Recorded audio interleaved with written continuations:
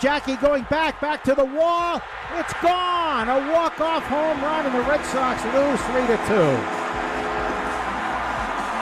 A line drive home run and a 3-1 pitch. Kiermaier wins it with a home run. Shocking. The second hour of KJ and Dondero right now on WEEI. Thank you for starting your Sunday morning with us. 617-779-7937. The text line 37937. Mark, that was the final call from the Red Sox game last night, which was, it was literally like out of a Little League game. No hit ball for 10 innings, and then a walk-off home run by the home team. Tampa wins it. And you know Chaim Bloom, there had to be a piece of him salivating at seeing what Tampa was doing last night with the pitching staff. It was just kind of like, he was like, that's perfect right there. Fierson, Kerr, Springs, Adam, Thompson. You feel like the orgasm's coming. Kittredge, Weissler, and I got a no-hitter out of it through 10. Like, oh. I can't stand combined no-hitters. Yeah, because at the end of the day, it's like, how does someone else eat off of your plate that that's your plate of food? Like, either you have the no-hitter or you've given up a hit and somebody comes in. Yeah, look, that was a really disappointing loss, obviously. Yeah. I'm going to so I don't know what was going on with Trevor's Story. It wasn't just the 10th inning and the 9th inning, and this didn't burn them. But there was a ball, I think it was the 9th inning, where he went to turn. They weren't going to turn the double play, but he threw it to Xander Bogaerts, sort of pulled Bogaerts off of second base. He was able to get back down and make the play. But I'm going to say this as well. I thought that play with 2 outs in the 10th with the Red Sox, they were up, what was it, 2-1 at the time? Yeah, no, it was 2-0. 2-0, right. And then there was the error. Okay. Let's play the play-by-play for those who missed the error from last night. Here's the 1-2. Swing, ground ball, hit the second. Story has it, stumbles, gets up, fires, it gets away! And a run scores, and the tying run is on at first base. He had a little bit of stumble. That might have caused a low throw that bounced away. He held at first base because the ball hit the fence in front of the dugout, so he's not in scoring position. Story went to his right, backhanded it, and he got rid of it very quickly, and Dahlbeck couldn't get it. Okay, so that wasn't okay. It was 2-0 at the time. The error led to the run that made it 2-1. Story, that was not a good throw. It was a nice backhanded play, not a good throw, and I didn't see this from every angle possible. But to me, Bobby Dahlbeck had awful footwork at first base, and I put that more on Dahlbeck. That did not look like a bad enough throw for him to get by. It looked like Dahlbeck got a little lazy. It looked like he was sort of leaning the wrong way. He was on the wrong side of the bag. His wrong side of the bag, and his feet were not where they needed to be, and he couldn't bend down and get the ball. If he was on the right side of the bag, it's an easy scoop. That's correct. And I don't even know if he had to scoop it. It was a low throw, but I don't think it was like a short hop. He did not look, he was not in an athletic enough position to catch that ball, and I put that more on Dahlbeck. It wasn't a good throw, but I didn't think it was as bad as getting by Dahlbeck and going to the dugout and allowing a runner. That should have ended the game. And I put it more on Dahlbeck, and then obviously you know what happened from there. So do you? I'm being a little bit funny here when I say that. Do you believe in because baseball's full of superstition? You believe in the turf monster, right? Because Tampa's one of the few teams that still uses actual AstroTurf, right? And so think about Friday night's game and how that was unfurling, where it was like, uh-oh. The turf monster blessed Trevor's Story on that seed that Wander Franco hit to him to end the game, right? That was a hard hit ball, nice play, ends the game, could have been a disaster. So you're like, turf monster bless me Friday night. Saturday night, different story. And so I'm not too upset about the error, okay? I'm not really upset about that. I guess my concern would be are these these hollow bats that have been periodically showing up, and now they just went totally dead to be no hit through 10. You're literally working on a second no-hitter on a team that is supposed to be mashing, at least win game 6-4, put pressure on pitching staffs, and this is not happening. It's still very molasses-like with this team. Is this a bigger problem? Because the pitching is not the problem. We see that. We see pitching is not the problem as much as we thought it would be. It's clearly now the bats. Yeah, it definitely has been the bats. That's been the primary issue this whole time. Oh, now, am I thinking? I can't even remember. Did we talk a long time ago, you and I, KJ, about a game where you were getting on the pitching for giving up the Yankees series. After the Yankees, after because the Red Sox were scoring because they were scoring 3 and 4 runs in the first 3-4 innings. Yep, that was good enough. We're not talking about being no hit through 10 like a little league game at a regional final. My point is the pitching has never been the overriding issue this year for this team. It's been the bats. At the very beginning, the first 2 games of that Yankee series, the pitching was leaking a little oil.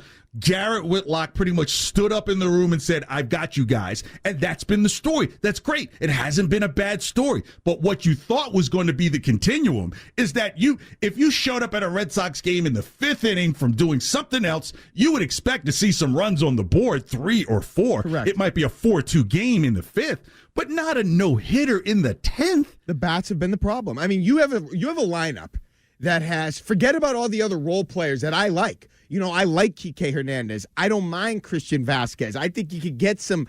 I'm not a Bobby Dahlbeck guy, but he does have some production and he can hit a couple home runs. He hit a triple last night. Yeah, the triple in the 10th. I mean, let's just call it what it is. You have to take a reassessment on Bobby Dahlbeck by time the summer comes. Yes. Get some of these guys up here. Quit messing around. And you have Story, you have Bogart, you have Devers, you have Martinez, you have all these guys. You should not be scoring 3 runs, 2 runs, 4 runs, 3 runs. Like, you need a couple 5, 6, 7 run outbursts, and they're not getting it. The bats have been the problem. Well, Xander's turned it around. Verdugo's been solid. Raffy's in a little bit of a hole right now, but again, and even mentioned Verdugo. He's been really good. He's been good. He's been the most consistent since the season has started. I mean, Jackie Bradley Jr. In a parody that I didn't play because they ended up getting Trevor Story like that very next day, so I couldn't play it. Damn. But I said, when they traded for Jackie Bradley, that was like 2 for 1, and what you really got back was 201, and literally he's now at 220, so he's like 19, 20 points above the mean, if you will. And so, and this is back to Dahlbeck, because I got to go here. Remember I joked at the end of spring training, like where I did that math equation, because, he was raking in spring training. So I said, okay, if X over this number equals this, if he hits this in spring training and it equaled this last year, what does it mean when he hits 320 in spring training? Then I asked you, is Bobby Dahlbeck a 280 hitter this year? And you're like, oh, God, no. So you almost get to the point where you say, are there other pieces that you may look around the league for some of these teams that you just know are going to be bottom dwellers? And let's just face it, and Dahlbeck needs to find himself in a better portion of the lineup to see if he could really be what he is. That you start looking at possibly moving him for future pieces to some of these other teams like the Pirates or the Orioles or some of these other teams, the Royals maybe, like teams that where, okay, maybe you need to be in a better position where there isn't as much pressure on you than it is when you're playing for the Red Sox. Yeah. Well, here's my problem. And I'm a Chaim Bloom supporter, but Jackie Bradley Jr., Rich Hill, guys like that you're bringing back, Travis Shaw.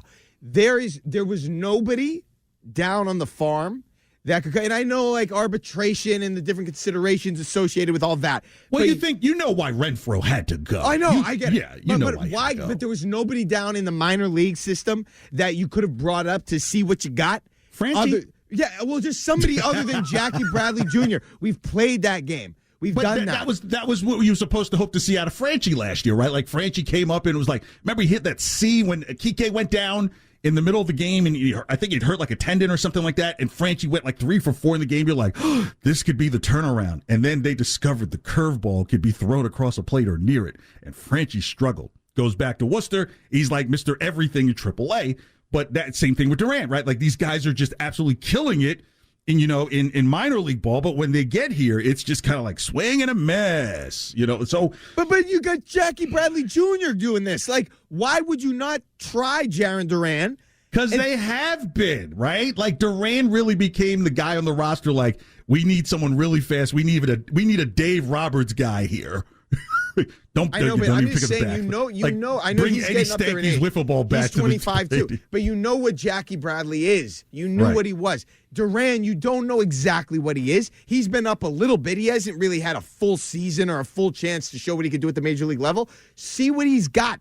Put him in. You never know. The Bradley Juniors and Rich Hills, the recycling of talent just usually. Forget them. Travis Shaw does not have a hit this season. Oh, Well, he is dead weight. But you remember why Travis Shaw got here last year was because it was like, okay, we need at least something from the left side of the plate for Bobby.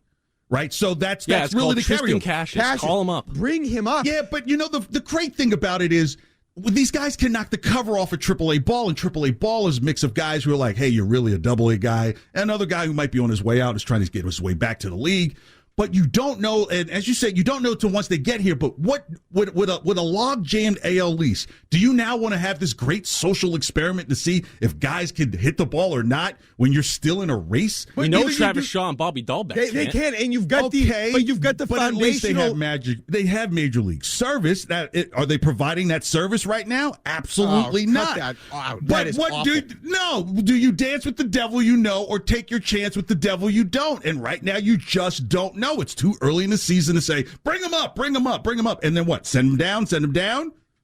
And then go back to the veterans who say, yeah, because they might say, okay, well, if I'm not on the 26-man roster, you gotta cut me. You have the foundation. Well, no, but do it a little bit more organized than that. Bring them up and find ways to get them in every now and then and use them. Because there's roster space. There's no roster space. Okay, well, listen. There can be if you get rid of Travis Shaw and Jackie Bradley. Yeah, but what if you need them back? You can always go out and get another Travis Shaw or somebody that you're doing a lot of work. It's like, again, you would rather see the major league players who have been in the major leagues not be able to do it than to try and find out if the new guys can do it, because the other side of it cannot. Travis Shaw is hitting 0.0. When do you try with the young guys? When is the time to do that? When you're dead and out of it? When you can expand the roster, or like you said, if you are dead and out of it, but not at the very beginning where you've got a log jam at the entire division. You could still win this despite having a losing record. 7-8 is not like, okay, well, you guys are out of it. This is not the Orioles. Well, all I know is they're slowly creeping down that divisional poll there. So they're 3 games back in 4th place. Okay, if that gets to 5, you got a problem. That's a hole. 3, not quite a hole yet, but Toronto is now 10-5. Okay, it's growing. It's getting a little bit bigger. That lead for Toronto is getting a little wider. If you start falling down to 5 games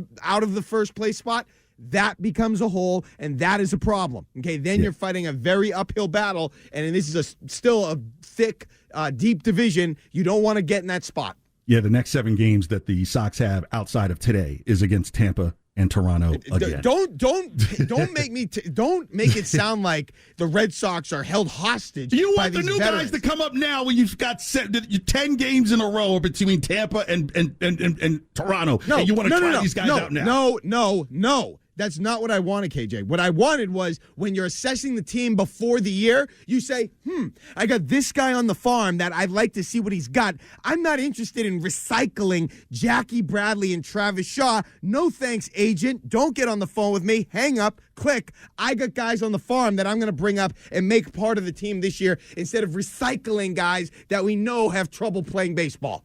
NFL draft coming up this Thursday. WEEI's got you covered wall to wall. Next, we'll talk about what the Patriots may have on their radar. It's KJ and Dondero, 617-779-7937. The text line is 37937. Nick, go ahead and Trent.